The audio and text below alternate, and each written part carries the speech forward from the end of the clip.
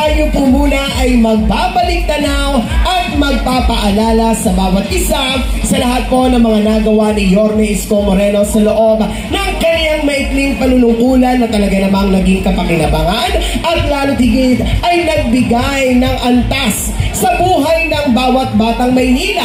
Kaya po sabay-sabay po nating panoorin to.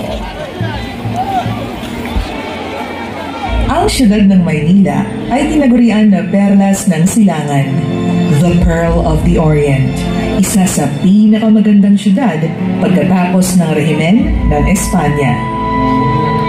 Subalit, sa kasamaang palad, ito ay winasak ng digmaan noong panahon ng Hapon. At simula noon, tila nahirapan na ang siyudad na bumangon. Hanggang ang isang anak ng siyudad ay tumayo at pinangunahan ang pagbabago nito. Mayor-elect Isko Moreno Domagoso now rolling up his sleeves to bring back the city's lost glory. Ibabalik ko na po ang talye sa mga taga-lungsod ng Maynila. At sa kanyang paglilinis ng siyudad ng Maynila, ginawa niyang araw ang gabi at hindi siya nagpahinga para lang isakatuparan ang kanyang mga pangarap sa mahal niyang siyudad. Nilinis niya ang mga dugyot na mga lugar ng Maynila. Unang-una, ang Divisoria, Lagos-Milad Underpass, at ang Hidden Garden sa tapat ng Post Office. Ang mga liwasan ay kanyang pinaganda. Ang Cartilla, Arceros Forest Park and the Circle, at ang paraiso ng Batang Maynila, at ang mga pangunahing na kalsada, kagaya ng Talaw at Taft Avenue, ay kanyang inayos din. Inilawan pa niya ang Taft Avenue. Kasama ang pagpapalaganap ng peace and order, kaya bumaba ang crime rate ng syudad. At sa tugatog ng kanyang kasipagan, isang trahedya ang tumupok sa Baseco. Maraming mamamayan ang nasunugan ng mga tahanan. Isang sakuna na dumurog sa mga puso ng mga taga-Baseco. At sa paghupa ng apoy, ang mga mamamayan na nasunugan ng mga tahanan ay ginawan niya ng mga matitirahan. Pagkatapos ng 3 buwan, ang mga nasunugan ay meron na muling tahanan. Nag-alab ng husto ang kasipagan ng Batang Maynila. Kaya marami pa siyang ipinatayo na mga tahanan sa loob ng napakaiksing panahon. Ito ang Condominium 1 at Condominium 2. Binondominium 1, San Sebastian Residences, Pedro Hill at San Lazaro Residences na hinango sa mga disenyo sa Singapore. Nagpatayo pa siya ng maraming eskwelahan sa Maynila. Ito ang Rosario Almario Elementary School, Manila Science High School, Dr. Alejandro Albert Elementary School, at Ramon Magsaysay High School, all 10-story, fully air-conditioned public schools.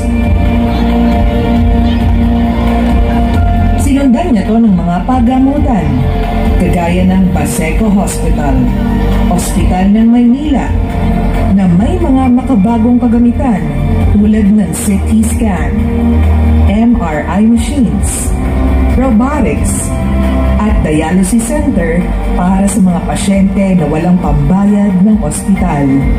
Tinupad din ni Yorme ang pangako niya sa ating mga lolo't lola sa pagbibigay ng benepisyo sa kanila, tulad ng monthly allowance, birthday cake, black rice, Ensure milk and vitamins. Meron pa silang regalo tuwing Kapaskuhan. Yung mga seniors na gusto pang magtrabaho, may programa din si Yorme para sa kanila. Hindi lang senior citizens ang binigyan ni Yorme ng benepisyo.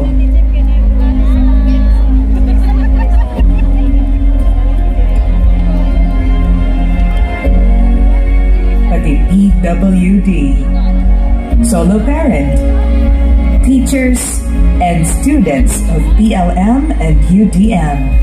Nagbigay pa si Yorme ng 11,000 laptops sa mga teachers, 110,000 tablets naman sa mga estudyante para sa kanilang online learning with internet.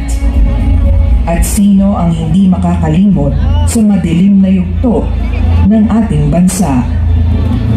Ang pagdaigdigan na pandemya. At sa pag-aasik nito ng peste, kaagad nagpatupad si Yorme ng 24/7 na testing facility at vaccine drive-thru laban sa pandemya, na merong dedicated na vaccine storage facility sa Santa Ana Hospital. Bumili rin siya ng mamahaling gamot kagaya ng Remdesivir, Tocilizumab, at Molnupiravir para sa lahat ng nangangailangan noong panahon ng pandemya. Hindi doon natapos ang mga solusyon na naisip ni Yorme para labanan ang pandemya. Dahil sa kakulangan ng mga pagamutan sa buong bansa, ang Batang Maynila ay mabilis ang nakaisip ng solusyon. Ang Manila COVID-19 Field Hospital, ang pagamutan na itinayo sa loob lang ng 52 araw na tumugon sa kakulangan ng mga hospitals sa panahon ng pandemya. At dahil dito, maraming buhay ang nailigtas ng itinayo niyang pagamutan. Dahil sa sama ng ekonomiya dulot ng pandemya sa buong mundo, ipinatupad ni Yorme ang Food Security Program na sa loob ng 8 buwan, siya ay namahagi ng food boxes sa 700,000 families. Awa ng Diyos, walang nagutom sa lungsod ng Maynila noong panahon ng pandemya. Hindi rin niya nalimutan ang matagal nang pinapangarap ng kapatirang Islam, ang magkaroon ng sariling libingan sa syudad ng Maynila. Sa pamumuno ni Yorme, umaliwalas, umanatag, at naibalik ang tayog ng Maynila. Kinilala ang lungsod ng Maynila ng iba't ibang ahensya ng gobyerno, mapalokal at international na organisasyon. Rest assured to each and every one of you here, when we fail, babangon kami agad. We'll do it again. When we succeed, we guarantee you we'll innovate. We'll make it further and reach more. We will be with you. Nobody will be left behind. Now together, let's make Manila great again.